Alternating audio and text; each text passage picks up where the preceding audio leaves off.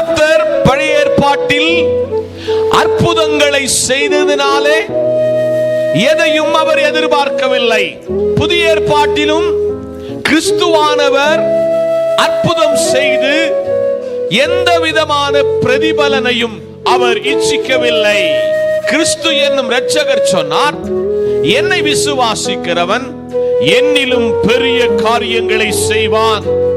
உங்களுக்கு தந்த தேவனுடைய வரங்களை, வியாதிப்பட்டவன் மேல் கை வைக்கும் பொழுது விடுதலை அனுப்புகிற தேவனுடைய அபிஷேகத்தை, தேவனுடைய வல்லமையை நாம் தரித்தவர்களாய் இலவசமாய் ஆண்டவர் தந்ததை எந்த பிரதிபலன் இச்சிக்காதபடிக்கு இலவசமாகவே ஜனங்களை சௌக்கியப்படுத்துகிற தேவனுடைய கிருபை வரங்களை நாம் பெற்றுக்கொள்ள வேண்டும்.